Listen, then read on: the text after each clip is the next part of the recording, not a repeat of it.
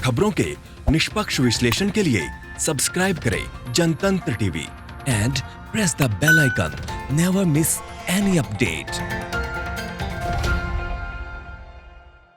Bulletin की शुरुआत करेंगे बड़ी खबर के साथ, जहां औरंगाबाद में मालगाड़ी से मजदूरों के कुचलने का मामला सामने आया है। मृतकों के परिजनों को सहायता राशि की घोषणा की गई है। एमपी सरकार परिजनों को देगी 5-5 लाख रुपए की सहायता राशि।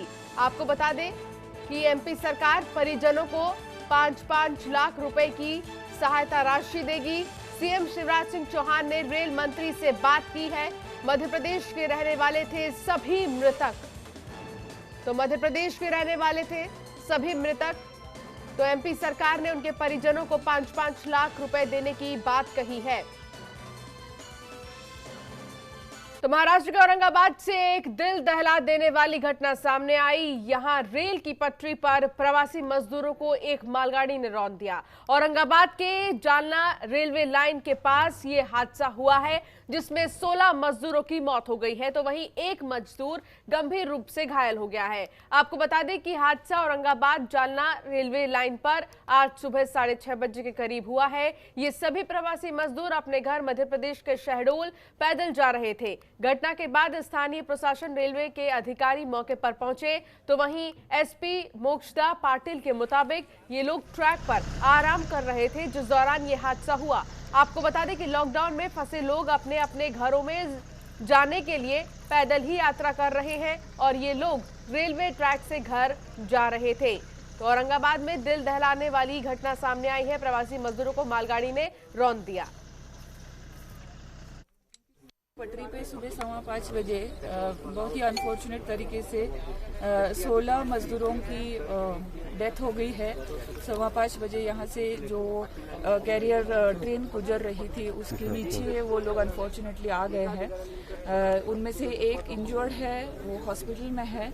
4 लोग जो थोड़ा दूर बैठे थे उनकी हम पूछताछ कर रहे हैं और वो थोड़ा सा सदमे में है, तो उनसे बाकी सारी चीज़ें वेरीफाई करना और वो कहाँ से आए, कैसे निकले, वो सब करना अभी हमारी प्रोसीजर चालू है। कितने मजदूर की डेथ हुई है? अभी तक उसमें 16 मजदूरों की अनफॉर्चुनेट डेथ हो चुकी है। एक आदमी इंजर्ड है। ये लोग जालना से निकले थे, ऐसा जो आदमी अभी बचा है उन्होंने ऐसा बताया है। We are verifying that.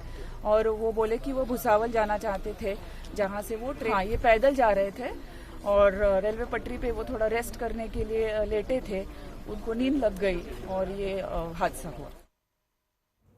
तो लगभग सुबह 6:30 बजे ये पूरा हादसा हुआ है। शरद व्यास हमारे संवाददाता हमारे साथ जुड़ गए हैं। शरद, औरंगाबाद में जो दिल दहला देने वाली घटना सामने आई है मजदूरों को लेकर, बताया जा रहा है करीब 15 मजदूर हैं जिनकी मौत हो गई है, और क्या जानकारी मिल पा रही है? देखिए, 16 मजदूरों की मौत हुई है और ये पूरा जो घटनाक्रम है, घटनाक्रम सुबह तकरीबन 5:30 से 6 बजे के बीच का घटनाक्रम है। इसमें सभी जितने भी मजदूर हैं ये जालना के एक स्टील कंपनी में काम करते थे और वहां पर मजदूरी करते थे। इन्होंने जालना से, चूंकि इनको ट्रेन, सभी के लिए ट्रेन मजदूरों के लिए पहुंची थी, जब इनके पास ट्रेन नहीं मिल पाई, इनको किसी वजह से उसमें जगह नहीं मिल पाई, तो इन्होंने जालना से लेकर पैदल चलकर औरंगाबाद तक जाने का निर्णय लिया और औरंगाबाद से दूसरी ट्रेन जो कि अन्य मजदूरों को लेकर मध्य प्रदेश आ रही थी वहां पर जाने का इन्होंने निर्णय लिया। उसी आधार पर जालना से ट्रैक पर ही पैदल चले, क्योंकि यदि ट्रैक पर पैदल चलते हैं तो उससे सीधा रास्ता स्टेशन की ओर जाता है, इधर उधर जाने की जरूरत नहीं होती, किसी प्रकार की अड़चन भी नहीं होती है। तो ये सभी मजदूर पैदल चलने लगे और पैदल चलने के बाद फिर एकाएक थक कर इन्होंने विश्राम करने की सोची और उसी बीच ट्रेन का वहां से गुजरना हुआ। चूंकि पूरे देश भर में लॉकडाउन है, अमूमन जब ट्रेन ट्रैक से गुजरती है तो वो सायरन बजाते हुए निकलती है ताकि कोई भी यदि ट्रैक पर हो तो वो ट्रैक से हट जाता है। लेकिन चूंकि लॉकडाउन है, इसी वजह से जो ट्रेन का ड्राइवर है, जो लोको पायलट होते हैं, उन्होंने भी इस चीज का ध्यान नहीं दिया, क्योंकि किसी प्रकार की भी उनको गुंजाइश नहीं थी कि कोई ट्रैक पर लेटा होगा। इसी वजह से उन्होंने बिना हॉर्न दिए गाड़ी को निकाला है और इसी वजह से घटनाक्रम हुआ है। मजदूरों को भी शायद इस बात का ज्ञान नहीं होगा कि कोई ट्रेन गुजरेगी, क्योंकि उनके हिसाब से भी पूरे लॉकडाउन की वजह से सभी ट्रेनें बंद है, इस वजह से घटनाक्रम को माना जा सकता है। हालांकि इसमें एक व्यक्ति जो है अभी इंजर्ड है, जिसको लेकर उसको अस्पताल में भर्ती कराया गया है। उससे पूरे घटनाक्रम की जानकारी ली जा रही है कि किस तरह से पूरा घटनाक्रम हुआ। हालांकि उसने प्राथमिक जो दृश्य है उस आधार पर उन्होंने सभी चीजें ये बताई है। अब इसके ऊपर मध्य प्रदेश के मुख्यमंत्री ने निर्णय लिया है कि सभी मृतक को 5-5 लाख रुपए देने की उन्होंने घोषणा कर दी, उनके परिजनों को घोषणा कर दी कि 5-5 लाख रुपए दिए जाएंगे।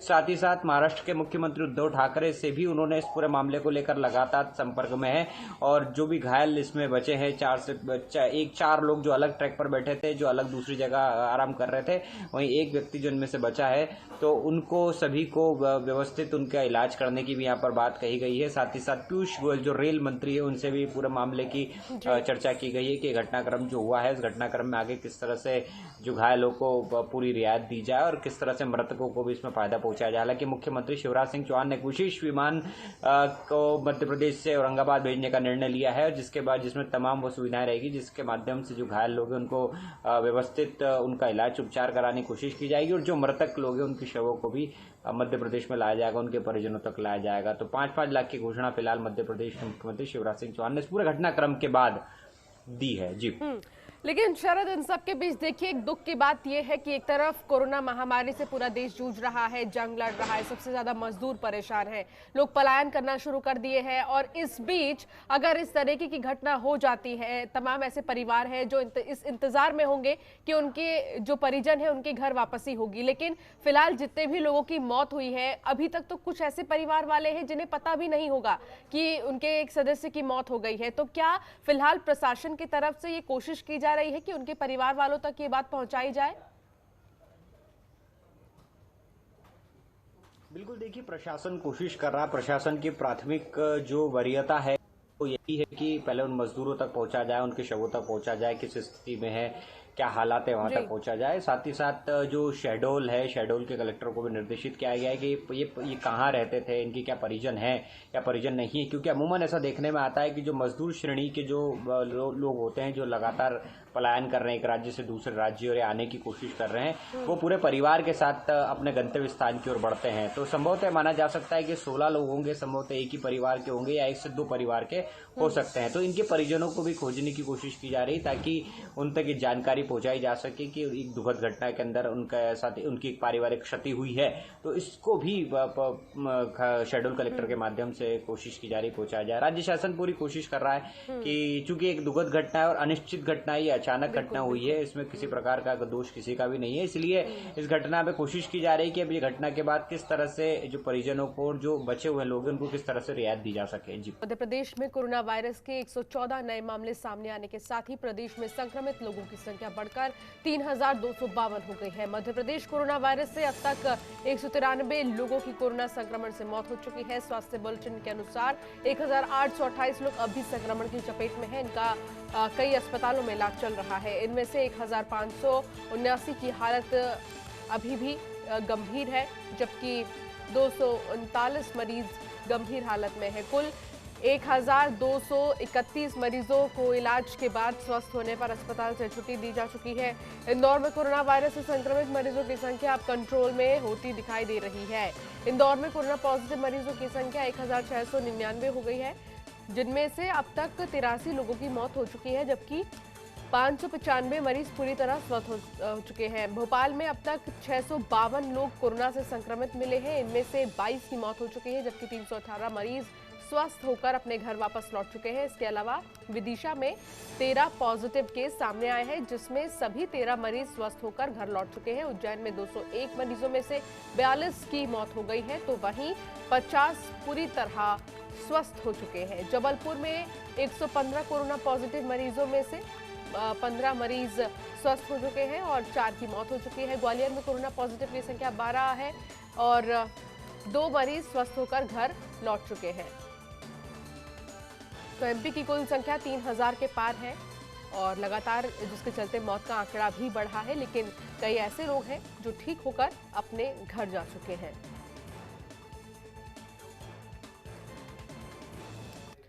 भोपाल में पूर्व मंत्री और कांग्रेस के वरिष्ठ नेता सज्जन सिंह वर्मा ने प्रदेश में शराब की दुकानें खोलने को लेकर मुख्यमंत्री शिवराज सिंह चौहान पर बड़ा हमला बोला है। साथ ही वर्मा ने प्रदेश की माता बहनों से अपील की है कि वे लठ उठाएं और शराब की दुकानों को तहस नहस कर दें। सज्जन सिंह वर्मा ने कहा कि दूध और शराब में से मामा ने शराब को चुना है। यही कारण है कि छोटे जिले और कस्बों में अभी भी दूध की डेयरियां नहीं खुल रही हैं, लेकिन शराब की दुकानें तेजी के साथ खुल रही हैं। वर्मा ने एक वीडियो जारी कर कहा कि शराब के ठेकेदारों पर दबाव बनाकर मुख्यमंत्री ने प्रदेश में ठेके खुलवा दिए हैं, तो वहीं दूध के उत्पादक किसान परेशान हैं।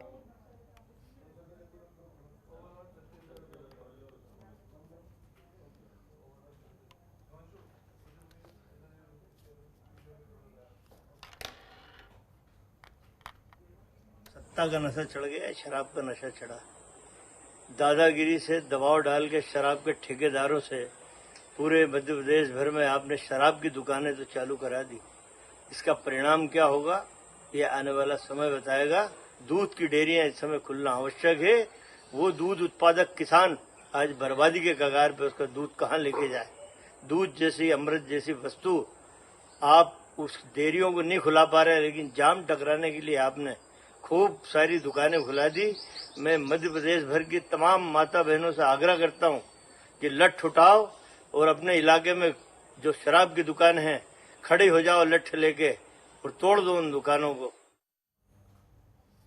तो आपको बता दें कि दूध की दुकानें बंद हैं, शराब की दुकानें चालू हैं, ऐसा सज्जन वर्मा का कहना है। उन्होंने ये कहा है कि शिवराज सरकार दूध और शराब की जगह शराब को चुन रही है और यही वजह है कि शराब के ठेके खोलने की इजाज़त दे दी गई है। लेकिन जो दूध के उत्पादक है, जितने भी दूध के किसान हैं, वो सबसे ज़्यादा परेशान हैं, उन्हें इजाज़त नहीं दी गई है डेयरीज खोलने की। तो ये तमाम चीज़ों को लेकर बातचीत भी की गई है। लेकिन इन सब के बीच आपको हम बता दें कि पूरे देश में सबसे ज़्यादा दूध बेचने वाला प्रदेश अगर कोई है तो वो उत्तर प्रदेश है और साफ तौर पर यहाँ के जितने भी दूध उत्पादन के कंपनीज हैं वो प्रभावित हुए हैं। मध्य प्रदेश के पूर्व मंत्री जीतू पटवारी ने मुख्यमंत्री शिवराज सिंह चौहान पर हमला बोला है। जीतू पटवारी का कहना है कि कोरोना वायरस के हेल्थ बुलेटिन के आंकड़ों को सरकार छुपा रही है। इसके साथ ही उन्होंने स्वास्थ्य मंत्री को चेताते हुए कहा कि कोरोना वायरस के आंकड़ों को कागज में कंट्रोल करने की कोशिश न करें। जीतू पटवारी के आगे भी कहा कि कोरोना को लेकर प्रदेश और जिला स्तर पर अलग अलग आंकड़े आ रहे हैं। टेस्टिंग आंकड़ों में भी हेरफेर देखा जा रहा है। सरकार सभी आंकड़े पारदर्शित करे, गलत आंकड़े आने पर कार्रवाई की जाएगी।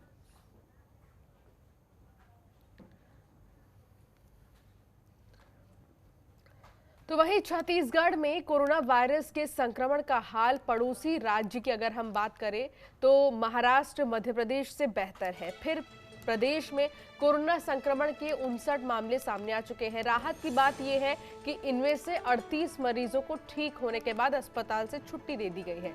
रायपुर एम्स के संक्रमित नर्सिंग स्टाफ समेत एक बाकी टेस्ट रिपोर्ट नेगेटिव आने के बाद डिस्चार्ज कर दिया गया है। अब कोरोना के 21 मरीजों का इलाज रायपुर एम्स में किया जा रहा है। राज्य में अब तक 22,951 संदिग्धों की जांच की गई है। इनमें से 21,854 संदिग्धों की जांच रिपोर्ट नेगेटिव आई है। कोरोना पॉजिटिव की कुल संख्या 59 है। 1,038 संदिग्धों की जांच जारी है। प्रदेश में एक्टिव मरीजों की संख्या 21 है। इसमें सूरजपुर के 6, रायपुर के 1, दुर्ग के 9 और कवर्धा के 6 मरीज शामिल हैं। प्रशांत द्विवेदी हमारे संवाददाता हमारे साथ जुड़ गए हैं। प्रशांत, क्या कुछ जानकारी मिल पा रही है? अगर हम छत्तीसगढ़ की बात करें तो कोरोना को लेकर क्या अपडेट है? बिल्कुल, अगर हम दूसरे स्टेटों की तुलना छत्तीसगढ़ से करें तो यहाँ पे हालात स्थिर है और 21 ही पॉजिटिव मरीजों का इलाज अभी एम्स में चल रहा है और जिस तरह से रिकवरी रेट है वो भी छत्तीसगढ़ में बहुत बेहतर है। एक दूसरी बात ये भी है कि अभी हाल ही के दिनों में जो एक नागपुर से शादी समारोह से लौटी थी उसके संपर्क में आने वाले लगभग 458 लोगों का रिपोर्ट ये जांच के लिए भेजा गया है। आज शायद रिपोर्ट आने की सूचना है। वहीं दूसरी ओर अभी एक बात ये भी देखने लायक है कि अंशिका कुछ दिनों पहले यहाँ के स्वास्थ्य मंत्री टीएस सिंहदेव जनतंत्र से ही बातचीत में उन्होंने कहा था कि अभी छत्तीसगढ़ के हालात आगे आने वाले दिनों में हो सकता है कि इससे भी विभत्स हो। अगर लोगों ने लॉकडाउन का पालन नहीं किया या अन्य दूसरे, क्योंकि जितनी तेजी से अभी यहाँ पे जांच होनी चाहिए कोरोना का उस हिसाब से नहीं हो रहा। अभी हाल ही के दिनों में दक्षिण कोरिया से भी यहाँ पे किट मंगाई गई थी, लेकिन जितनी तेजी से जांच होगी उसके बाद ही और भी बातें सामने आएंगी कि और कितने कोरोना पॉजिटिव रिपोर्ट है या नहीं है। लेकिन अगर हम दूसरे राज्यों की तुलना करें तो यहाँ बेहतर है। अंशिका, चलिए प्रशांत, बहुत बहुत शुक्रिया इस तमाम जानकारी के लिए।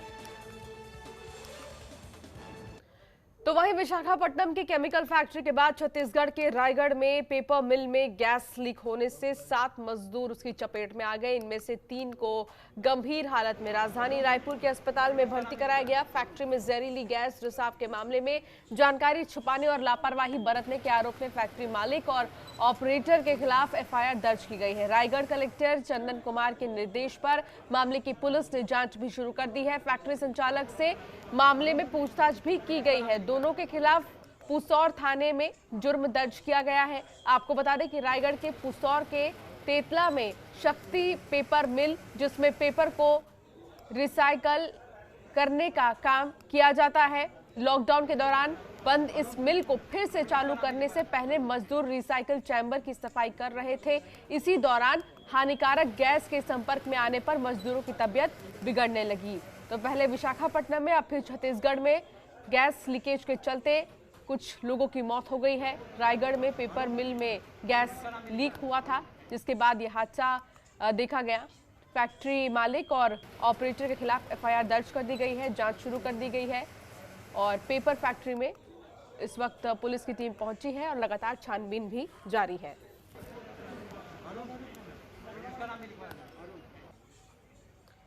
तो फैक्ट्री मालिक और ऑपरेटर के खिलाफ एफआईआर दर्ज कर दी गई है। गैस की रिसाव के चलते करीब 7 मजदूर ऐसे हैं जिनकी हालत गंभीर हो गई थी, अस्पताल में भर्ती कराया गया। 7 में से 3 की हालत बेहद ही ज्यादा गंभीर बताई जा रही है।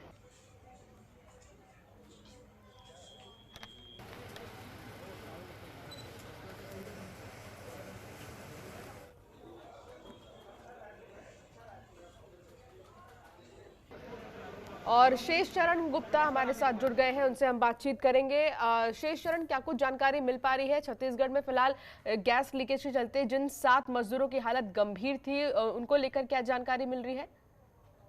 जी अंशिका जी, आपको बता दूं कि कल जैसे जिला प्रशासन को जानकारी मिली कि 7 मजदूर गैस रिसाव के चलते बेहोश हो गए हैं और अस्पताल में भर्ती हैं। उनको तत्काल रायपुर रेफर कर दिया गया था, 3 गंभीर मजदूरों को, और रायपुर में उनका इलाज चल रहा है। अभी भी इलाज जारी है उनका, और जो अभी खबर हमको मिली है कि सुधार नहीं हो पाया है। जी अंशिका, चलिए शेषचरण, बहुत शुक्रिया इस तमाम जानकारी के लिए। तो आपको बता दें कि फैक्ट्री मालिक और ऑपरेटर के खिलाफ फिलहाल एफआईआर दर्ज कर लिया गया है। पुलिस लगातार मामले की छानबीन कर रही है। इसी के साथ बुलेटिन में फिलहाल इतना ही। आप देखते रहिए जनतंत्र टीवी। नमस्कार। खबरों के निष्पक्ष विश्लेषण के लिए सब्सक्राइब करें Janatantra TV and press the bell icon. Never miss any update.